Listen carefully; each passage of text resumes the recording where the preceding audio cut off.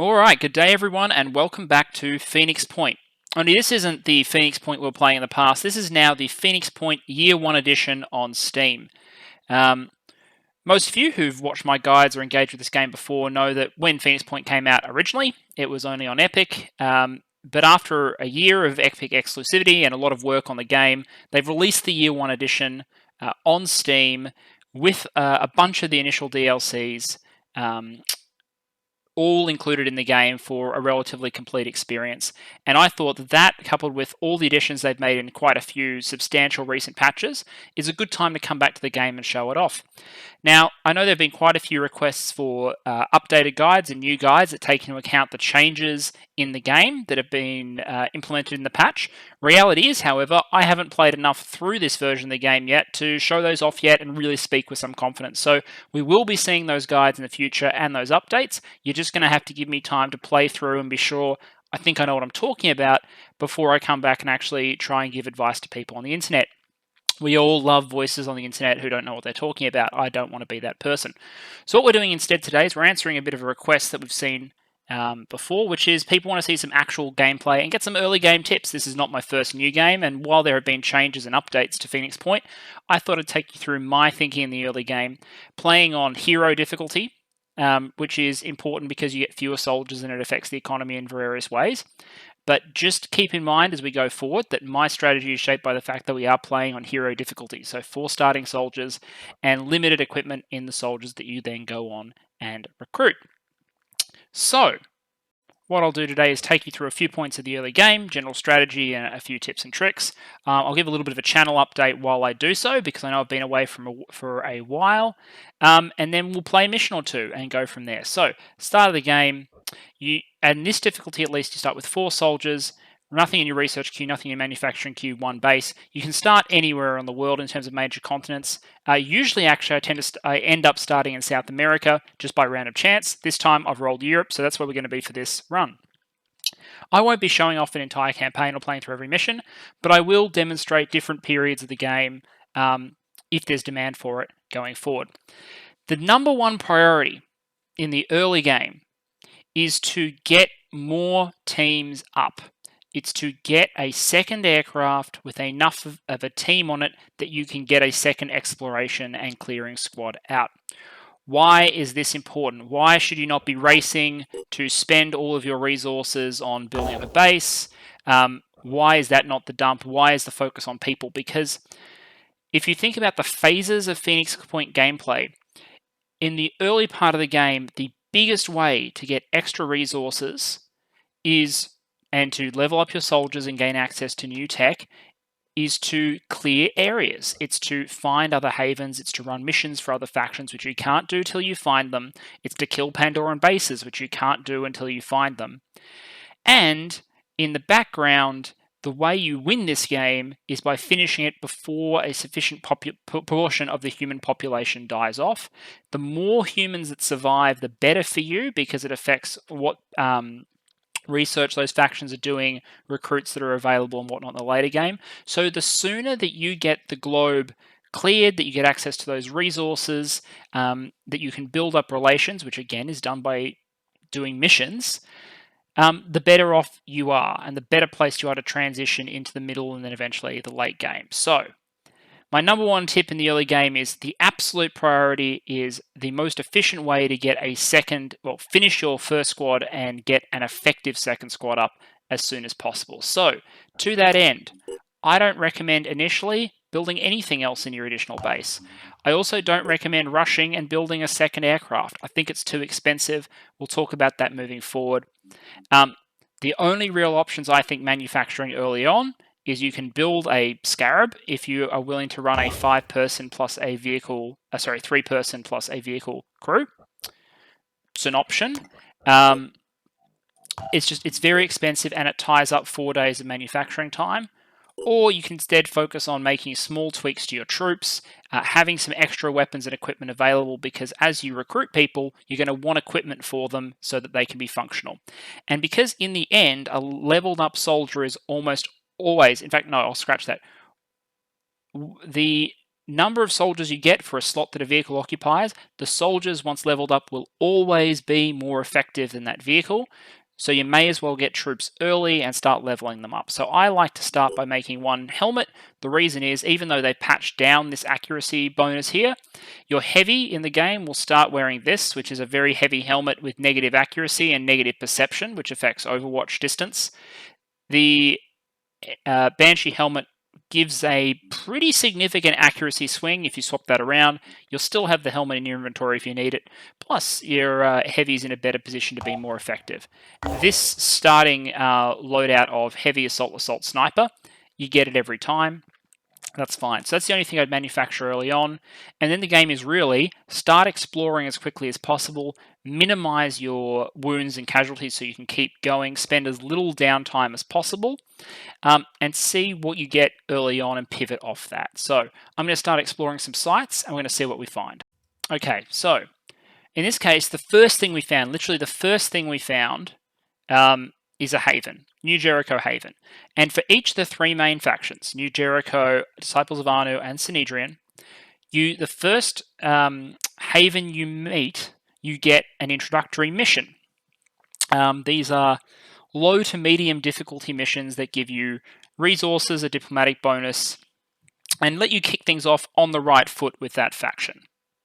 The key thing I'd say is you don't actually have to start these missions straight away, and especially on the higher difficulties, if you're not super confident, you can wait until and come back with another soldier, or if you're wounded, you can delay if you've already done some clearing. In my case, I'm a glutton for a punishment, so I'm going to take it because it's efficient. It means I don't have to come back here unnecessarily. I get resources early, and resources now are always better than resources later. Notice we are in the Year 1 edition now, which means there have been some quality of life changes. They have merged the equipment and the level up screen, so you can do everything with a soldier on one. They have introduced a whole bunch of new weapons and progression to the game, including the fact that instead of having the good old Hell Cannon, which I talk about so much for heavies, the starting weapon is now the Tier 1 Auto Cannon, which is a 60 damage, 100 shock, so a weaker version of the Hell, but it's a 3 burst gun, with the 12-round magazine, which makes it a little more forgiving in the early game because you're more likely to get at least one hit when you fire off a salvo as compared to your Hell Cannon, but it's less suited against late-game enemies who have lots and lots of armor because it doesn't have that thing that the Hell does where it just has so much damage in one shell that the armor doesn't matter as much. Only things I'd issue extra early in the game, medkits are awesome. You try to avoid using them because they're expensive, but, you know, it is what it is. Better to have the med kit and not need it than to need it and not have it. As for grenades, maybe if you've got spare slots. I'm not generally a huge fan, but there's no reason not to carry it in that case, so let's put some in the backpack.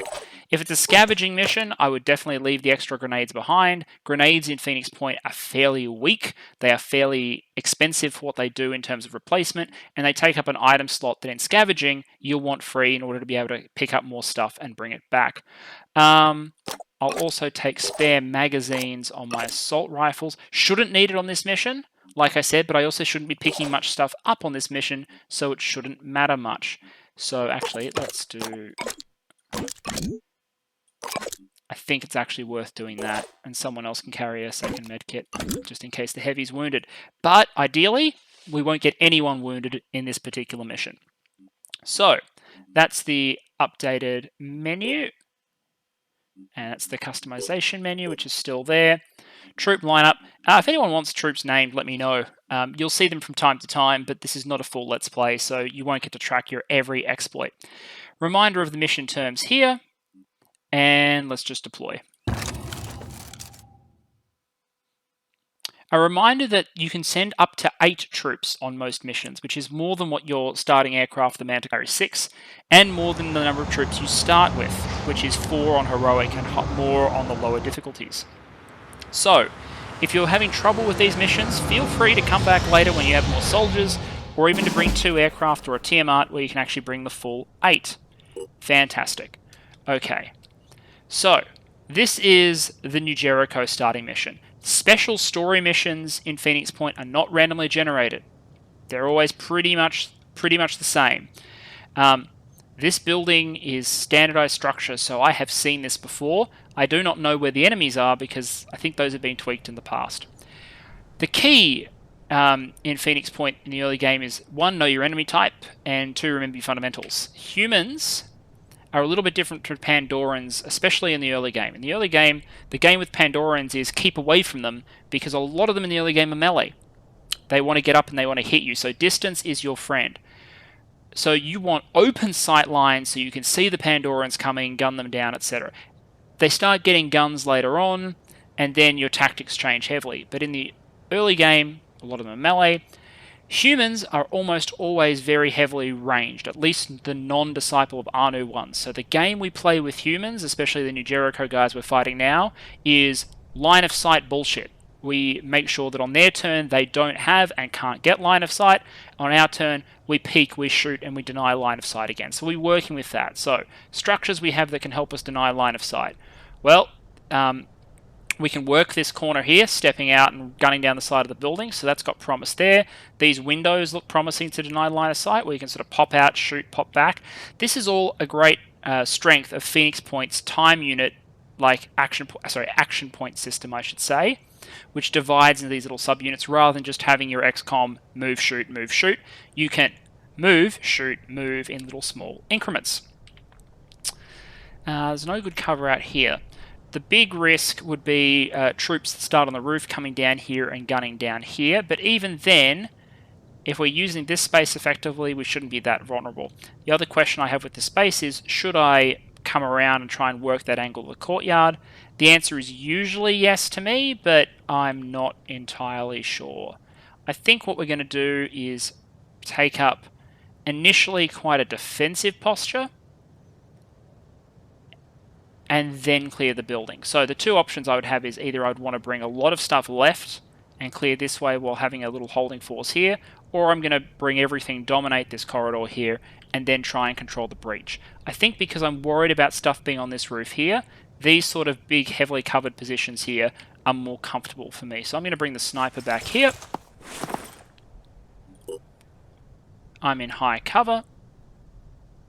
Take the pistol out so I can overwatch. Overwatch in Phoenix Point, just remember, hold control and roll the mouse wheel to change the width, and then you can change the length. With this, I'm really just happy to shoot anything that comes in that area because it's just a pistol.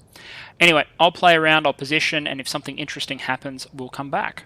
Okay, so we've got one sound on the top of this roof here and one over here.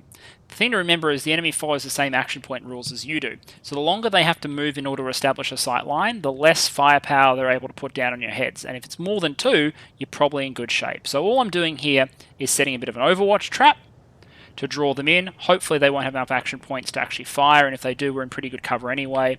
This one here, I'm not worried about. It's going to take all of its action points to get out here, but next turn we're going to need to pivot to engage in that direction. That's something the sniper can do. They can take those sort of long shots. Once we've actually got eyes on the humans, I'll talk about how to effectively kill humans or disable them in the early game. So let's end the turn. So he's spotted me. Enemy spotted. He's spotting me. First engagement. That's a good daze. Sniper shot, and that's a kill. Nifty. So, shock damage does not deal physical damage, but it can cause him to become dazed. Shock damage must be greater than the current hit points, so the more wounded he was, the better. And you know about Shred. Shred removes armor. And you can see that he has now rushed around the side. We'll be able to engage him as well. Assault rifles never change. They've improved assault rifles a little bit. My original Tier 1 weapons guide video is out of date. Assault rifles have been made a little bit better. They've got some shred, makes them okay in the early game, but they're still not very good. Anyway, let's talk about this situation and another factor about human enemies. So, human enemies with guns, especially things like assault, you'll see here, they can have the same sort of abilities you have, in particular return fire. If you return fire at an enemy within its sight line and its range, for every shot you take at it, it's going to be able to get a volley off with its rifle. Now, considering that new Jericho guys wear heavier armor than you, and that Bulldog's pretty damaging, return fire can be a bit of a problem, or at the very least, it can cause you harm when you shouldn't really have to be taking damage otherwise. So avoiding it is a pretty good thing. There's a couple of ways to avoid return fire. One is to kill them in one shot, because you shoot first, then they return fire. The other is to get super close and disable the arm. The other is to engage them in a way that they won't be able to easily fire back at you, and snipers are a really good way to do that. So for example, if I go in with this sniper, I can probably engage without, and there's a 50% chance of landing within that inner circle, and all the bullets will land within the outer circle and the inner circle combined, I believe. Might be wrong about the outer circle, but I know it's 50% within the middle one. So I could probably take that shot without much risk of return fire if I want to engage. I'm just trying to think if I want to move. So what I could do is fire, take some ineffectual return fire, and then either put him down, depending on how much damage is done, or I can retreat. So let's try the shot. Disabled arm. Perfect. That actually illustrates the point. Humans with two-handed weapons cannot shoot at you with one arm, because they are two-handed weapons, and if you only have one hand, well, the game doesn't allow you to do the whole one-handed gangster grip assault rifle thing. They're not a fan of that over at the development studio. So, taking out an arm means that return fire is no longer a problem, which means we can just safely and happily gun this guy down. And we'll do it with assault rifles, because I want to replace all my assault rifles eventually, so I may as well use up my starting supply of ammo. God, that is... Sniper rifles are better than assault rifles in so many ways. How much health does he have? 5. So he will bleed out on his turn, so there is no reason to do additional damage to him. However, there's also not much reason for me to really advance much here, because I can't use my whole team. 2 are already expended. So other than considering moving my heavy forward a little bit, I think really I'm just going to watch the front and sides of the building again. And the sniper can move a little bit up, I think. The alternative would have been pistol overwatch. Let's see if we get a sound signal on the human. We do not. My suspicion will be in here somewhere. My suspicion was wrong. I moved my assault rifle up expecting to have to do some cat and mouse, and through this window here, I can see this guy here. This is a good example of where you could play line of sight shenanigans if you had extra AP. So if I had a little more movement, I could take this shot and then duck out of the way, and then there's nothing he can do from this position in order to return fire at me. So ideally, a sniper here would just mess this guy's day up. What I'm considering doing instead is making a jump up to probably here, and establishing dominance with the heavy up top. Let's show him what we can do. As for actually getting eyes on him, I think it's just a case of moving the sniper up, and we'll try and engage from this direction.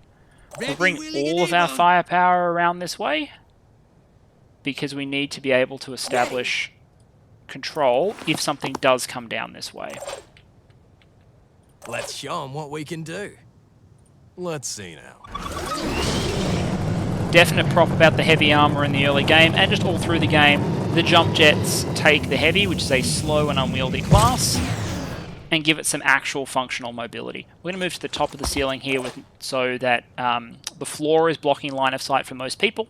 Difficult to engage. One thing I will note about heavies on roofs. I've said before, heavies are poorly designed. One way in which they're poorly designed is the weapon that is held low from a heavy can struggle to shoot over lips like this, which are very common on rooftops. Heavies are the best class in the game at getting on rooftops because they have jetpack armor. So a heavy with a shouldered weapon would just be more effective in that sense. But we'll get up there and we'll try and get a shot. And we'll come around here and establish Overwatch and see what we can discover.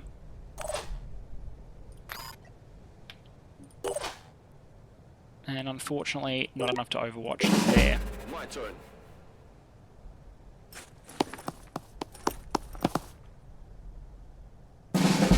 Okay. What can we do here? Well, I could get grenades out, but that's very wasteful as a general rule. Predicting.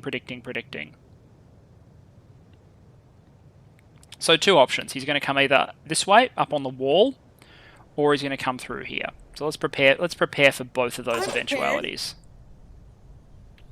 How many assaults can we get up on the ceiling? We can probably get... The answer is we can get 2 covering that approach and 2 covering this way. Please tell me if you think I'm overcutting, by the way. Don't want people to have to deal with every single second of maneuvering. Now, the reason I risked taking that damage there is because I knew, 1, it was unlikely that they would hit with many rounds from there. Secondly, heavy in cover, taking shots from a starting game assault rifle, who is in Overwatch and thus likely to deny the enemy more than 1 volley, was never likely to take more than a couple of points. And you can see I took 6 there. So I don't get to claim a perfect victory or anything, but it did mean I was in a pretty good position to take that, whereas normally I wouldn't want to put myself in a position where shooting damage was probable. I'm now in an interesting position though, because there's a troop in here, this level, who is going to come out and cause problems with these assaults here. Ready. So either I need to establish a lot more fire dominance up here, willing, and able. Or I need to do some shenanigans here, because this guy is still a going concern. So what can we do? Can't wait. What can we do? Because we need to put more focus on this door, and we need to be able to knock that guy out as he comes up. And I don't want the sniper to be the one taking rounds, because the sniper armor is not designed to take rounds. Simple enough. Okay, I think we're going to just go for Overwatch fire superiority here. So what we're going to do is open this up, this Overwatch cone, so it's going to trigger either... If that guy climbs either if he climbs the ladder, open like that, or if someone comes through that door. Area covered. Here, do we want to do a sneak and peek? I'm thinking I do a sneak and peek. Ready to engage. What have we got? We could do some damage, but not enough, because he's going to get return fire as an option. Whereas he doesn't get return fire if he walks into our Overwatch. So... I'm on the move. I think the game is if he comes through that door. Yeah, actually, just the door. You can watch just the door. You're too well positioned, you're too effective for me to waste your shots over there. Do you have a drop-down option for that guy? No, and you don't have a shot either, I don't think. Unfortunate. Sorry, actually, I'm considering doing something risky for the cool value. Moving out. There is a significant chance I can disable his arm, I think. I just wish that accuracy at the start of the game for heavies is so bad. So bad. If I had a sniper helmet and sniper gear, this would be so much better. Ah, well, let's try it. Not quite. But enough to stun, daze, and resist, so not as much of a problem. If we'd done that early enough, we could have, instead of doing this Overwatch trap, done a sneak and peek and actually just gunned him down. So the last person on our crew is the sniper who I told you I really don't want to be the one taking shots. So I actually am considering being really cautious with the sniper.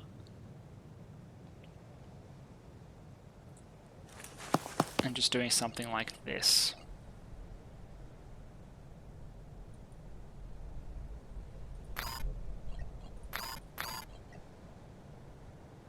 I don't know what's going on there. There might be something new. Find out later. Oh, they're not doing anything. Okay, that must be because he was out of action points from all of his stunning and whatnot. And him similarly too. He's dazed and confused and all that. So, moving. Now the key is we go for certain kills.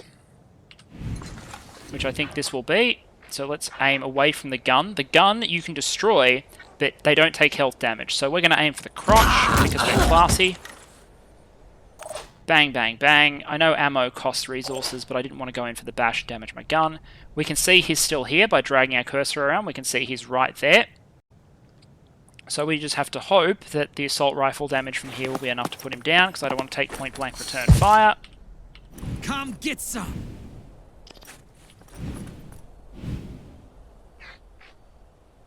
There we are. Oh! Disabled head. Here I am. And this might have to be... So that was unfortunate because I aimed a little bit too far forward on his head and he leaned back. So this might just have to be a...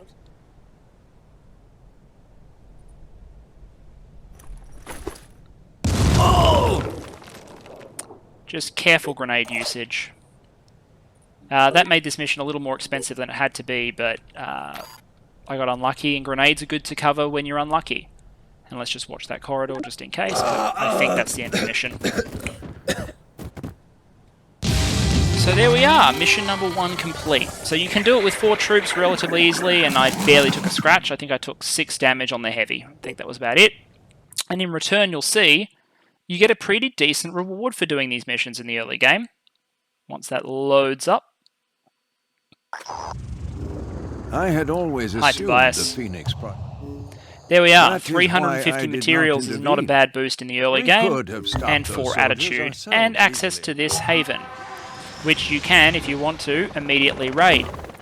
Which brings me into my another initial point. Early game diplomacy strategy. There are a couple of schools of thought here. So remember, there are rewards in diplomacy as you go up the scale. At 25%, 50%, and 75%, you're given a mission. You have to do that mission to unlock the next 25%. So once you get to 24%, until you do the mission, you can't get to 50 and vice versa. Not vice versa. I mean repeatedly. So 50, you need the mission again to get to 75. And from 75 plus. The point with that is that getting to 50% is really important because that's where you get all their technology. And at 25%, you get to know where all their havens are. Both of those are really handy. The haven saves you a lot of time on exploration and can increase your range because you have places to fly to. And the technology at 50% is just obviously excellent. So, there are people who say never attack any havens, get your diplomacy up, do the missions as soon as possible. There are people who say pick one faction and beat down on them because that makes you more popular with the other 2. Raise those 2 and be like at war with one faction. There's the school of thought which says you can ally all of them, which is the school of thought I come from, but that doesn't mean you shouldn't take missions against them from time to time. That includes things like taking aircraft. The only mission that I take to raid factions at the start of the game is to steal aircraft. The reason is, 1, their aircraft are better than yours in the case of the Sanhedrian ones, and possibly in the niche cases, the New Jericho and Anu ones as well. And secondly, the opportunity cost is like 10 days on your initial manufacturing capability, as well as 1,200 materials and 150 tech. That's a lot of equipment for soldiers, and it's a lot of manufacturing time, which is a resource just like everything else in the early game. So, I wouldn't piss off factions early if I can avoid it. Let's keep exploring, and quick save. There we are. Just in case this crashes. Not that it's ever crashed on me, I'm just always careful. Oh, wow, okay, so right next to the New Jericho Haven, we find an Anu Haven. The Anu mission is the easiest of the initial missions because you fight fireworms. So let's get this guy promoted. What are your bonuses? 10% bonus damage and minus 10% accuracy. Nope. Nope, nope, nope, nope, nope.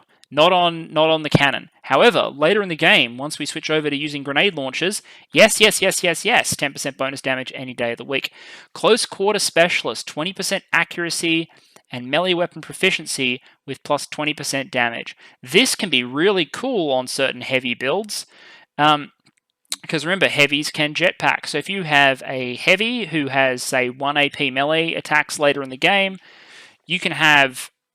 Well, you can jet jump next to someone and hit them with a 1 AP extremely damaging melee attack.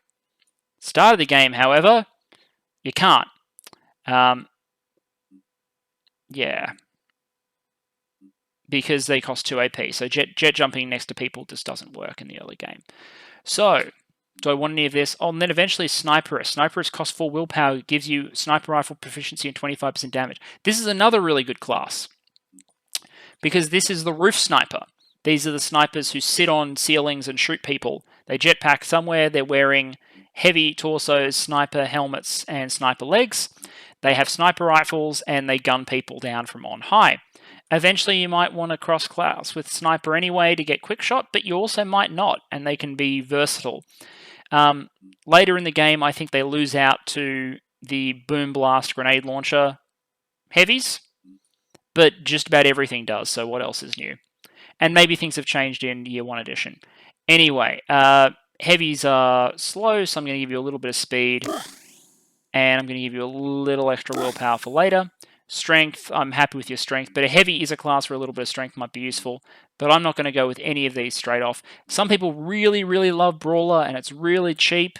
The jet jump and then bash, like, I admit this can be good, it's not the way I tend to play the game. I might pick it up later when I have more SP. Who else leveled up? Sniper, I'm pretty sure. Cool. All attack, okay, Biochemist is a per bullet thing. So you give Virus to target, which is very good because Virus is a morale nuking ability that can panic guys. The problem is it's really useful on things that get multiple hits. Assault rifles, LMGs, shotguns, love Biochemist. Sniper rifle, not so much. But with the pistol, not bad. We're going to go Extreme Focus because that reduces pistol Overwatch to free. And makes Overwatch with the sniper rifle cost 2, which is much more practical and affordable. And again, I think it's going to be speed. We'll get willpower next level when we need quick aim. So a little bit quicker to get into position. Good thing for a sniper. These other guys don't have enough to do anything valuable yet, so we're just going to deploy. There's the old Hell Cannon. Apparently this is a research project now. They've added a lot more tiering to the Phoenix Project weapons.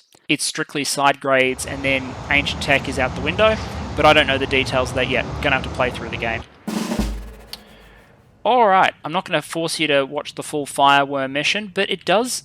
The concepts here illustrates fighting early game melee Pandorans pretty well, which is, whereas in the previous mission you saw me trying to control my sight lines as much as possible, here I want to be able to see things coming as much as possible, because all the Pandorans in this mission need to get into melee range to kill me. Unfortunately, it also means the Heavy's not a particularly good guy in this situation, because, well, little worms are not good targets for the big-ass cannon. So what am I going to do? I think I want to move out into this position here where I've got some visibility, and eventually I want to rule this area. There'll be a lot of worms here, a lot of worms here, and there'll be worms out this way as well. So it's just going to be defensive posture in the middle, I think. Here I am. Where are we spotting them?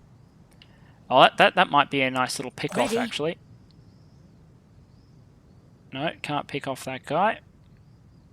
What I can do is basically guarantee that if he comes around that corner, I'll have a good shot with the sniper. I'll be right there. If there's anything super close here, I want to know about it. Area covered. And I'm gambling, I'm going all in here because if things hit my clump, it's a problem, and next turn I'll declump, but for now, I just want maximum, like, Overwatch perimeter, hoping that they didn't start too near me. Heavy's not particularly accurate, so his cone of fire can be in close, just in case. I want to see them coming from as long as possible, and I want to get shots on them before they get in close. Come on, sniper. Nope. It's alright, the sniper will probably get another shot next turn. Just aggressive. Yep, nope. But, like I gambled, they're not going to get in close enough to detonate the start. Interesting there's so many poison worms here. I remember in previous patches these were mostly fireworms. Okay, let's pick our targets. We get 2 shots with every assault rifle person. We get 1 sniper rifle shot and 1 pistol shot. Sniper rifle shot is the most reliable and has the most options. So 1, 2, 3 are all in sniper rifle range. Those 2 are in assault rifle 1. Finger on the trigger. Okay, so those 2 are going to be killed by the assault rifles, which leaves this one and this one as question marks. Always use your least... If you're ambivalent, use your least valuable shots first. So this one's one of my least valuable shots. fewest options, Is so I'm this going to use that really the first. best they can do? That's unfortunate, because if I had made that shot, then this assault would have been able to be opened up to cover this direction here instead. What's our move? So now we're actually dependent on the heavy doing something, which is not a situation I like to be in. This may actually be a situation where I jump and bash, just means relying on visibility. But let's take the pistol shot first. Nope. Failed to connect there. See you in the next life. Okay, so what have we got left? We have assault rifle and we have heavy. So going aggressive here might actually be merited.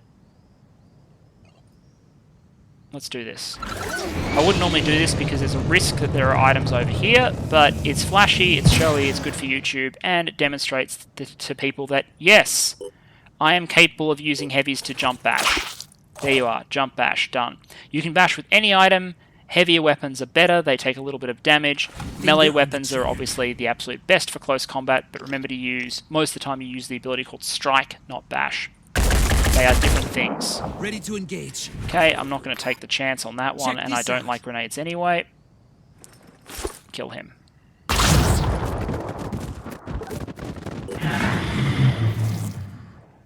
I could disassemble my grenades if I was min-maxing, but better not to take any damage and keep the train rolling. And now the mission's pretty much won. We can shape up and slowly use this open space here to clear this area. So I'm going to cut back once this mission is over, unless something dramatic happens. And that wasn't actually a problem, as expected. So that mission's done. So hey, our second thing, we've met Anu, and the materials should flow. I'm not a massive Anu fan, but we may as well get up to level 50 Normally, when we encounter a potential ally, sure, we'd like to know more. If you want to work with us, you'll still have to No deal harm with the saying it, hierarchy. and they will give you food. Food you cannot produce at the start of the game. So until you can get the tech to produce food, or you learn how to make Pandoran sashimi, which is still not a very good deal anyway, it's going to be scavenging and trading. That's all you're going to do for food. Atmospheric analysis. We forgot to put that in the start of the game. Noob mistake. Get your research running. I think we only actually wasted a couple hours though, thankfully, but no great tragedy. Now here, there is a Tiamat. There is an aircraft here. The Tiamat is the slow 8-person aircraft at the start of the game. It's an option for a first aircraft because you can make a full team of 8 using only 1. You don't have to steal 2. But it's really, really slow, and committing to its use will slow down the game. So if you've got the skill cap, I think I'd rather run sub 8-person teams early on, grabbing a Thunderbird or something. That said, Anu is the easiest faction to raid. So with this team of 4 here right now, could probably do this. And considering I'm not going to play on for the moment, probably going to leave it here, feel free to let me know. Do you want to see an attempt at an early steal, or do you want me to continue doing what I would regard as a more conservative game strategy, where you go around, raid some location, explore some locations first, do some sites, and then when you're ready and you're going to start standing up a second team, because at the moment this aircraft would mostly be stood down, you go back and you grab your first transport. Other than that, so anyway, we're back with Phoenix Point. I promised a quick channel update at the end. So if you're just here for Phoenix Point, see you again next time. For those of you who've been wondering what's going on with the channel, I've just come back from holiday, which is the reason we've had a bit of downtime. There were a lot of lockdowns in my country for COVID this year. I'm an Aussie. And towards Christmas, we were lucky enough that we got into a situation where most of our states were getting 0 cases a day and had for several weeks. So the borders between states opened up, and I was able to take a good holiday and get back before any cases started again. So we're back to the point where we're getting like 2-3 cases a day, and we're being very aggressive contract tracing, trying to keep that up because no one wants to go back into lockdowns. I did a 100 and something day high level lockdown this year to get our numbers from many per day to 0 per day, which was the goal, which we achieved. But yeah, I was off on holiday. I've also got a new system, so I'm having to transfer all my old stuff over to the new system, which is a little bit of a delay too. Luckily, all the Dominion saves I've still got, so I just need to port them over. And with Phoenix Point, none of the old saves work because of the new Year 1 edition and its patches, so I'm playing from scratch. So I've got all my Dominion's material, need to catch up on that. and all of those games are still going to be active. So the Pelagia game, commentary on the Omniscience game, and yes, my Orm game too. All need to finish, and I got a couple of guide topics up as well. I should be returning to a more regular tempo. The other thing I'm doing is I'm also, I used to write a lot of alternate history. I'm back to that, doing that as well. So I won't be shilling that on YouTube, but expect there to be a few nights a week where I'm doing that rather than YouTube videos. But I'm still hoping to keep up a relatively good clip in order to make up for all the time that I've been away. So that's the channel update. I'm here, I'm back at work, I'm safe in my state, life is good. I wish the best for all of you. I hope everyone's staying safe and enjoying the first few days of 2021. I hope it's a good year for all of us. But this has been Phoenix Point. This has been my welcome back, and I'll see you all again soon. Cheers.